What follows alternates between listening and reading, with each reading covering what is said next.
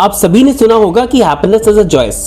External circumstances के ऊपर हमारा कंट्रोल नहीं रहता, पर उस एक्सटर्नल सर्कमस्टांस के ऊपर हम रिएक्ट कैसे करते हैं वही डिपेंड करता है कि हम लोग खुश रहते हैं या उस सर्कमस्टांस की वजह से दुखी होते हैं। उदाहरण के तौर पर मान लीजिए एक एग्जाम कंडक्ट किया गया है, वहां पे बहुत सारे बच्चे हैं जो 80% मार्क्स लेने के बाद भी दुखी हैं, वेराज ऐसे भी कुछ बच्चे हैं जो 40% लेकर पास होने पर ही बहुत ज्यादा खुश है।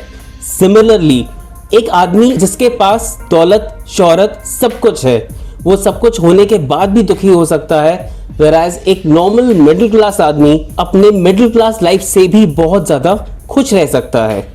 अब आगे बढ़ने से पहले दुखी होने का मूल कारण जान लेना बहुत ही ज्यादा आवश्यक हो जाता है। इस दुनिया में जो हमारे पास है उसके लिए एहसानमंद होना हमें बहुत ही ज्यादा मुश्किल लगता है, और जो हमारे पास नहीं है उसके लिए डिजायर और दुखी होना हमें बहुत ही ज्यादा आसान लगता है।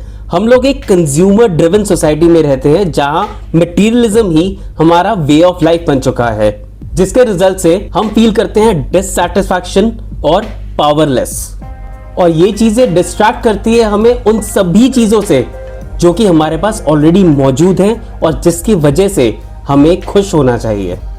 आप सभी ने लॉ ऑफ अट्रैक्शन के बारे में जरूर सुना होगा, यानी कि जो भी हम यूनिवर्स में देते हैं वही यूनिवर्स हमें वापस देता है। मान लीजिए आपका करियर एवरेज चल रहा है और वैसा नहीं जैसा आप चाहते हैं, और अगर आप इस चीज को लेकर बहुत ज्यादा डिससैटिस्फाइड है तो यूनिवर्स भी आपको डिससैटिस्फैक्शन ही वापस देगा और आप अपने करियर में शायद उतना प्रोग्रेस नहीं कर पाए जितना आपको करना चाहते हैं। वेराज अगर आप अपने करंट करियर में जो कि एवरेज है उसके लिए एहसानमंद रहेंगे कि आप इतना कमा रहे हैं कि अपने बीवी और बच्चों की जरूरतें पूरी कर पा रहे हैं, इसलिए आपको यूनिवर्स और ज्यादा देना शुरू करता है, क्योंकि इस बार यूनिवर्स को सेटिस्फैक्शन मिलता है डिससैटिस्फैक्शन की जगह पर। इसलिए किसी भी चीज के बारे में एहसानमंद होना, यानी कि ये मेरे पास है और इसके लिए मैं एहसानमंद हूं, अंग्रेजी में इसे कहा जाता है ग्रैटिट्यूड। इससे प्रैक्टिस करना बहुत ही ज्यादा जरूरी हो जाता है जिंदगी में आपकी हैप्पीनेस को अटेन करने के लिए। जब भी हम ग्रैटिट्यूड की बात करते हैं हम सिर्फ लाइफ में बड़ी चीजों की बात नहीं करते, हम उन छोटे छोटे एवरीडे मोमेंट्स की बात भी करते हैं जिसकी वजह से आपको खुशी का एहसास होता है। जैसे कि अगर आपका दिन में ऑफिस बहुत ही खराब गया है, पर आप जब घर आते हैं आपको एक फैमिली मिलती है जो आपसे बहुत ज्यादा प्यार करती है। इसी तरह ग्रैटिट्यूड बहुत ही सिंपल लग सकता है, पर इसका इम्पैक्ट आपकी लाइफ में बहुत ही पावरफुल होता है। चलिए देखते हैं कि सिर्फ एहसानमंद होने से आपकी डे टू डे लाइफ में आप पर क्या इम्पैक्ट पड़ सकता है। पहला, पॉजिटिव एटीट्यूड।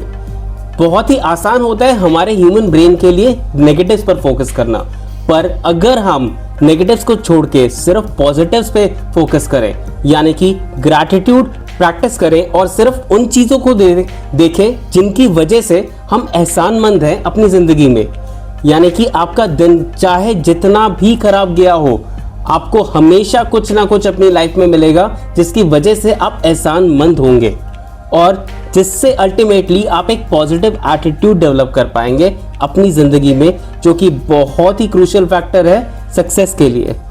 दूसरा, live in the present moment. जब भी आप ग्रैटिट्यूड प्रैक्टिस करते हैं आप उस पर्टिकुलर मोमेंट के लिए एहसानमंद होते हैं, यानी कि आप पास्ट के चीजों के लिए ड्वेल नहीं करते और ना ही फ्यूचर के लिए फिक्रमंद होते हैं।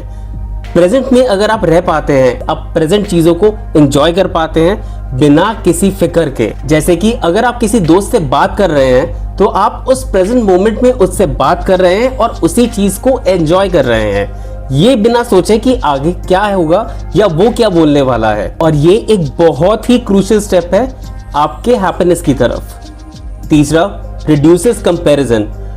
एक नेचुरल ह्यूमन अर्ज होती है कि हम अपने रिलेटिव्स या फ्रेंड्स के साथ चीजों को कंपेयर करना शुरू कर देते हैं कि उसका करियर ज्यादा अच्छा गया है या उसके पास बड़ी गाड़ी है या उसके पास क्या हमसे ज्यादा है। जब आप ग्रैटिट्यूड प्रैक्टिस करते हैं, यानी कि जो आपके पास है उसके लिए आप एहसानमंद रहते हैं, तो आप ऑटोमेटिकली कंपेयर करना बंद कर देते हैं।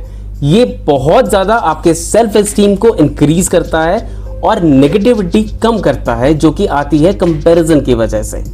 Last, stronger relationships. जब भी हम ग्रैटिट्यूड की बात करते हैं हम सिर्फ अपने बारे में बात नहीं करते, बल्कि हम अपने आसपास के लोगों के साथ रिलेशनशिप्स के बारे में भी बात करते हैं।